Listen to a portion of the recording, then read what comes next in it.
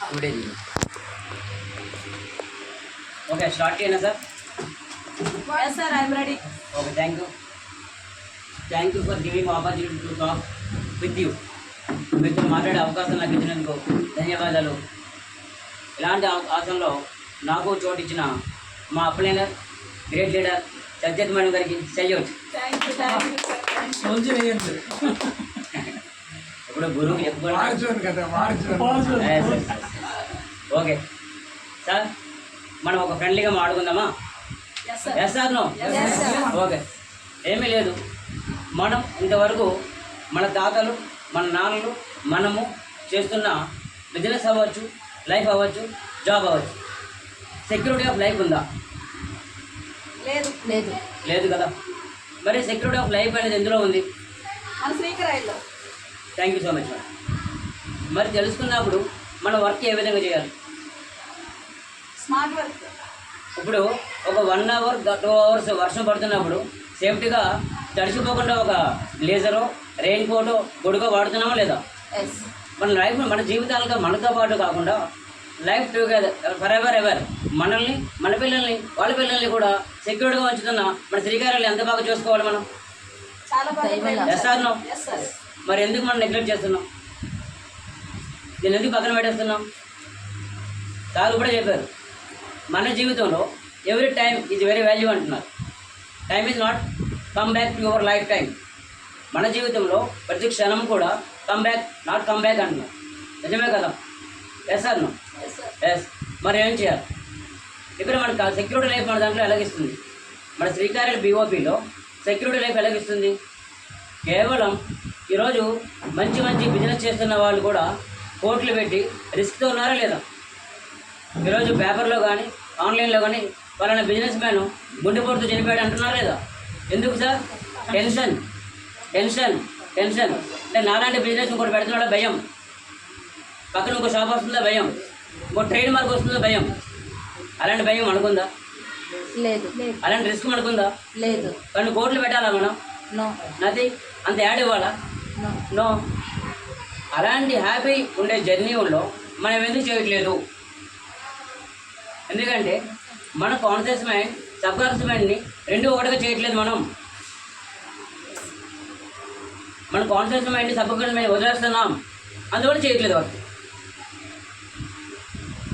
ఇప్పుడు ఇక్కడ ఉన్నారు, మీరు నాతో ఉన్నారా, ఎక్కడ ఉన్నారో ఒకసారి గమనించుకోండి. ఎక్కడికో వెళ్ళారు ఒక క్షణం.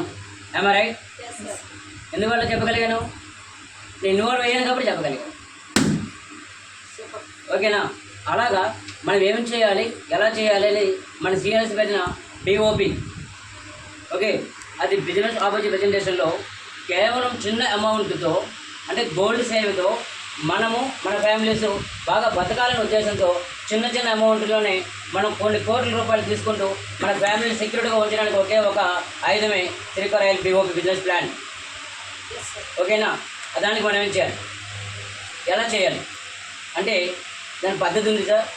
ఎలాగంటే ఎక్కడైనా ఎవరైనా బిజినెస్ మ్యాన్ ఒకసారి మన ఫ్రెండ్ వచ్చాడు, ఇప్పుడు ప్లాన్ చెప్పండి, మాకు క్లాస్మేట్ ప్లాన్ చెప్పండి, లేదంటే మన ఒక స్ట్రేంజర్ ప్లాన్ చెప్పండి, బిజినెస్ ప్లాన్ చెప్పండి అంటాను. కానీ కంపెనీ గురించి బయోగ్రఫీ, ఎండీ గారి బయోగ్రఫీ, అసలు కంపెనీ గురించి అసలు వాట్ హైలైట్స్ ఏమున్నాయి, సెక్యూరిటీ ఇందులో ఏముంది, ఇదే ఎందుకు చేయాలి అని ఎవరైనా చెప్తున్నారు సార్?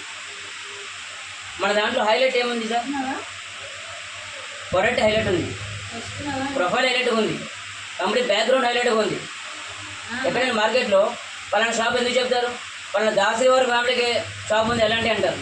అదే విజయనగరంలో పచ్చిపులు షాప్కి వెళ్ళండి, ఎందుకు బ్రాండ్ వచ్చింది సార్? వాళ్ళు ఎక్కడ మోసం చేయలేదు కాబట్టి. Quality maintain yes, exactly.